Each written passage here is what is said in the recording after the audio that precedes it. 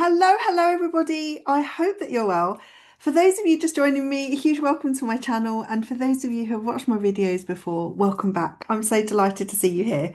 So, today I'm going to be talking about what it means when you choose you, and specifically about the body.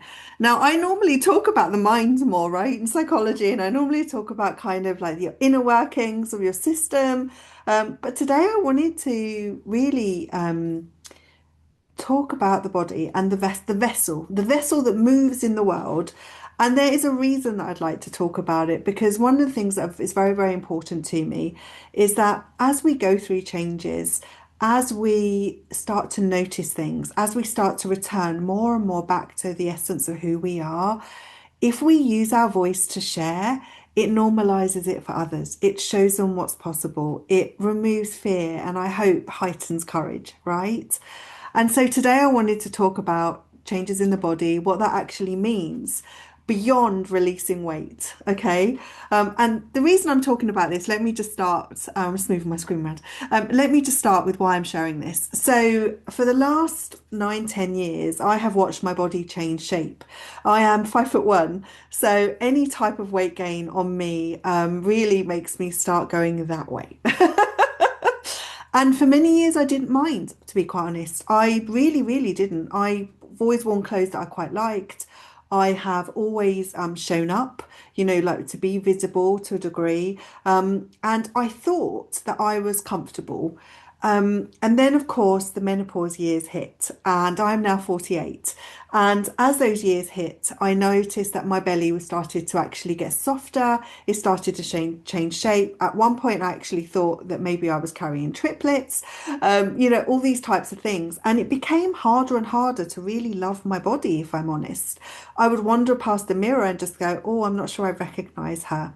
And what started then happening as small steps, right? I didn't even notice that's how tiny the steps were. I started to essentially withdraw from life.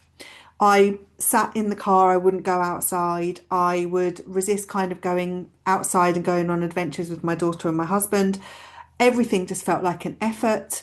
And it wasn't like that something was sad in my head. It was nothing to do with that. It was just that I believed that I only had certain capabilities, that I could only do certain things within the body that I had, right? So when they went on a hike, I would kind of watch and wave from the bottom. I wouldn't join them on the hike. And then as the years have gone on, I started to really start asking myself what it would take to start to become more visible, what it would take to actually really share the things that I'm really passionate about, and what does it mean to actually build a life and a business that you truly love. And we talk about the mind, right? We talk about kind of the mind stories. We talk about the belief work. We talk about nervous system regulation and about the ability that when we regulate, we can learn to hold the thing that we are asking for. We move in the world where we are talking about things becoming made manifest. Human design, amazing, right? Brilliant modalities. Many of you know that I absolutely adore it. And that talks about the energy and how our energy moves through our system and the gifts that we possess and who we be in the world. There are always amazing things. But what about the vessel? What about the vessel that carries us in the world? And I've never really been able to talk about it because, to be quite honest, the story that I had around my vessel was very limiting. I didn't think that I could have a full life. I thought this was just the way it was.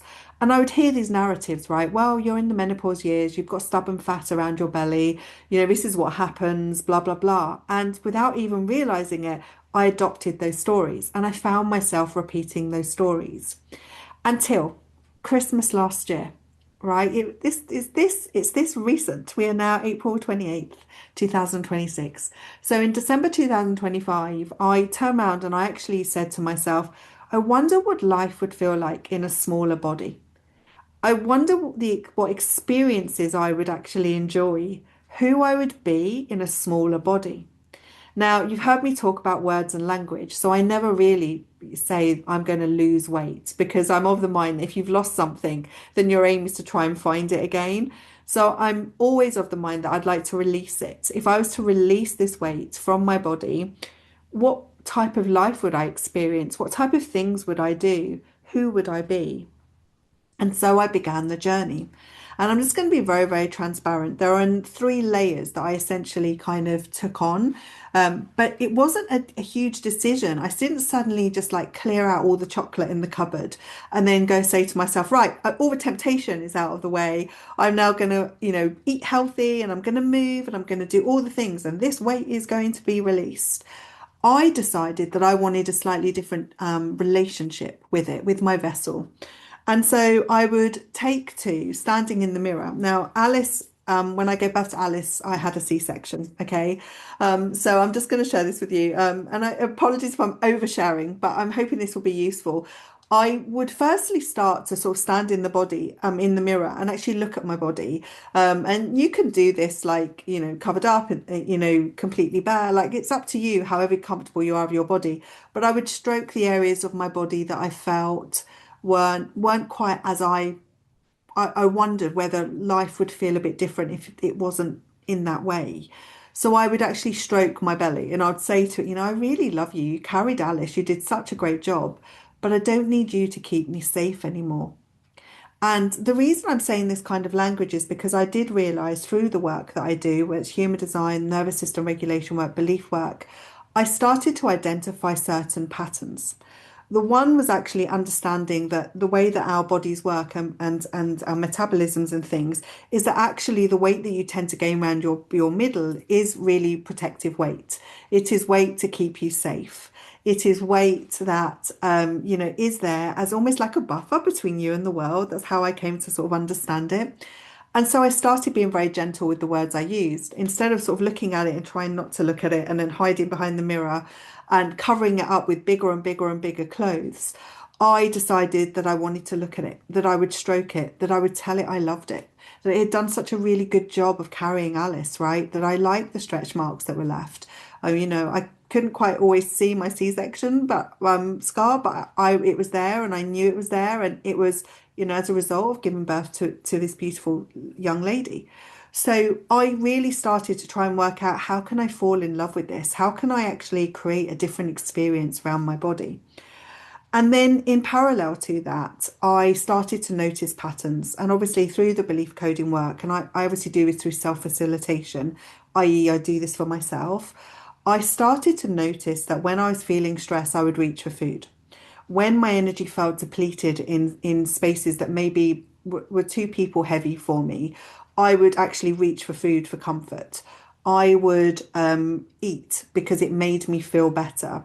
And there was a difference I noticed between loving my food and being a foodie, which I am. I'm Greek, right? I love my food. I've been brought up on food. My nan spent her entire life, trying to feed us. So like I really love food. I love the connection around food. I love enjoying good food.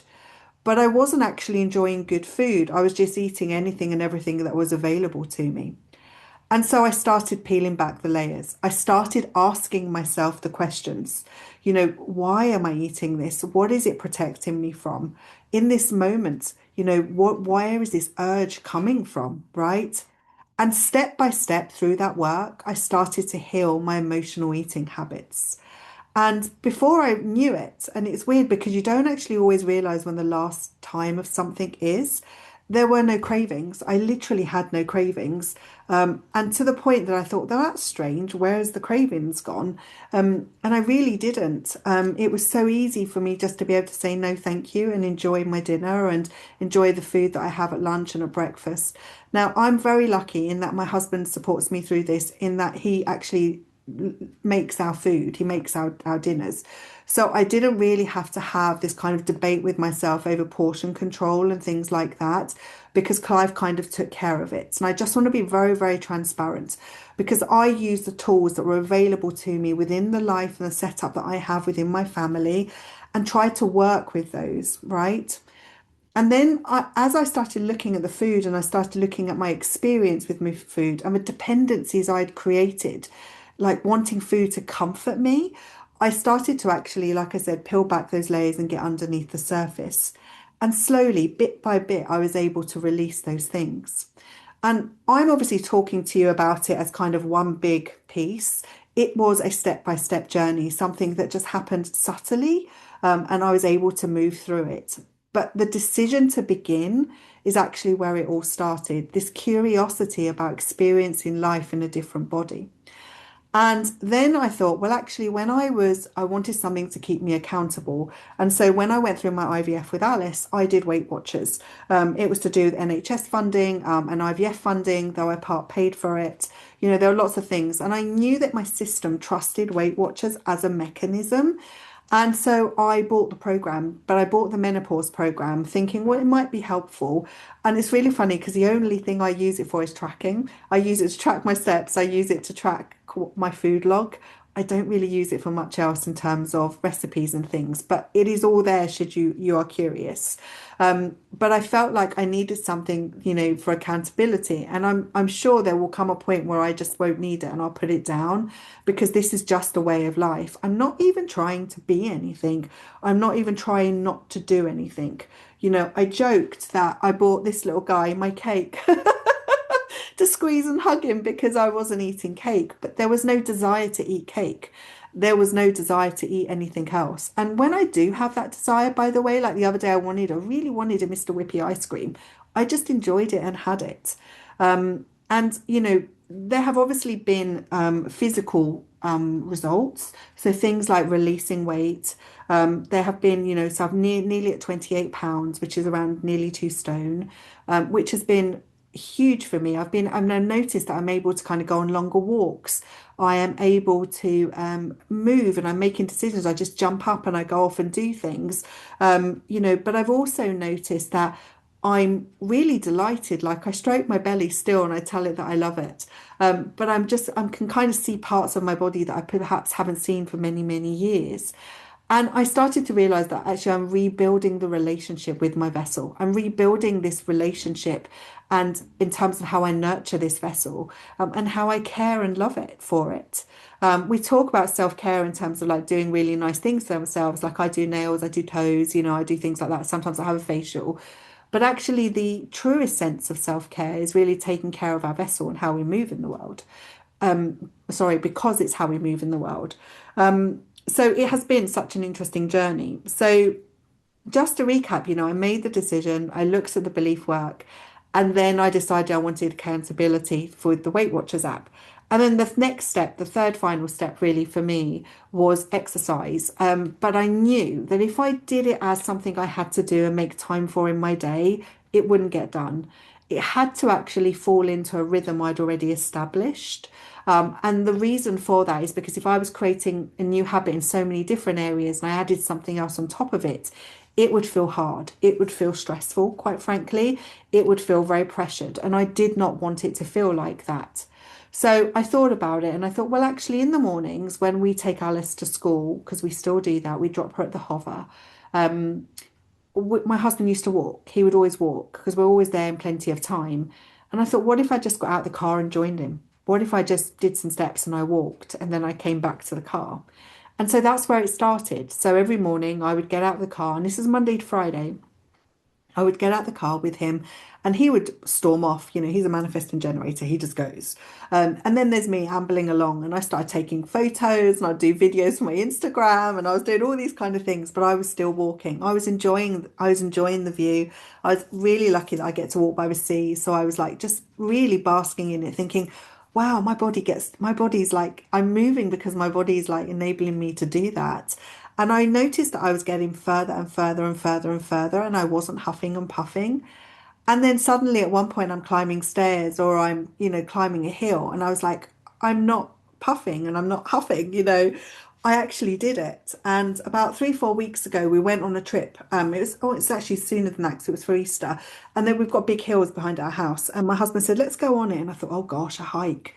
Right. I wasn't quite prepared for the hike, but I was like, you know what? I want to experience life in this smaller body. Let's go on the hike. And we did it. And I got near to the top. I'll be honest, I got near to the top and I just stopped. And I said to my husband, I don't want to go any further. And I noticed that my entire nervous system had kind of like blown up. It was panic. Something was going on inside of here, to the point where it was kind of like really feeling tight in my throat. And I thought, this is very strange. I've pushed my body, you know, my body's taken me further. So, sorry, not pushed, but my body has taken me further than it's ever been. But I think actually it's reached this kind of like boundary where my everything inside my system was going, this is the furthest you've ever been. And it was like screaming at me. So I just stood, I took lots and lots of deep breaths and I looked around at this beautiful scenery and I was like, I couldn't believe that I'd actually made it to this hill. Alice and Clive, would do it often, but I was like, I couldn't believe it. I was so proud of myself, so proud. And I literally celebrated my body all the way home, going, wow, you're amazing. I can't believe you carried me. Like, this was so cool. I got to see these like this amazing view because of all of the changes and everything else that has happened. I think as well that there are some side things that also happen. I always say that you glow differently when you choose you. And I know some people use the phrase glow up, which I love. It's quite a nice phrase, right? But I think that actually there is a relationship change, not only in the way that others see you, but the way in which you shine. So quite a few people have commented to me about like, maybe my energy or my light is slightly brighter. I'm being more visible, I'm being more vocal with my voice. I am, even down to setting up the events, the gatherings for Ever Blooming, right? All of these things I am sure are happening because I made this decision of experiencing life in a smaller body, in a different type of body. And I then really realized when I was pondering all of this that I think what has been happening is that all of this work, and it is work to a degree, but this way of living life is enabling me to come back to my natural rhythm. It's enabling me to recenter and enabling me to come back into a way that my body wants to move and experience life. And it has, I can't even say like it's been hard. It has, and I can't even say it's been easy. It just has been. Like it has just been something that as I am, and there isn't no, and I think that is the huge difference. Before it was, I was always trying to do something, trying to improve what I was eating, trying to exercise to make time for the gym. I was trying to lose weight. Whereas actually this time I'm not really trying to do anything. I am just being, I'm just experiencing life in a slightly different way. And so I wanted to share this with you all today because I I know that everyone has very different relationships with their body. I understand that for some women, and even men, like our bodies change as we get older. I understand that. And it's really very, very interesting, this relationship that we hold with our vessel. We're so busy doing self-care things, but actually the very thing that needs self-care is the vessel that enables us to move around in the world. And maybe it can start, if it's somewhere that you're at and it's something that you would like to explore for yourself, then it's, really nice thing is just to observe yourself, to observe kind of like when you reach for things that maybe don't actually give you joy, but it's out of habit. Like, what is that habit? And question the habit. Like, what's this for? What's it protecting me from? And then also to start self-soothing words, right, to your body, that it's safe to let things go. The other thing I noticed, and this is really like before I sign off, is to say that every time I've gone to break through a stone bracket, I have noticed that my body has kind of like stagnated, and that also I've started to like feel it's not fear, but there's something going on in here, like a different type of feeling. It can, to others, it might feel like fear, but to me, it's like an alert. And that's when I noticed that I've got to really kind of come into myself and say, like, it's safe for this. Like, it's completely safe to let this go. It's completely safe for this to be released. It's completely safe to continue to experience life in this way, in this smaller body. Come on, let's go. Let's keep going. This is amazing. This is wonderful. Look at what we've done together so far. And it's this kind of conversation that has enabled me to break through. But also, I think it's the level of awareness, right? I'm very aware of the patterns. I'm very aware of the habits. I'm very aware of when things become stagnated. And then I just get curious. I don't judge it. I don't think this should be better and I should be going faster. Like, no, I just kind of observe it and go, oh, okay, like it's having a pause.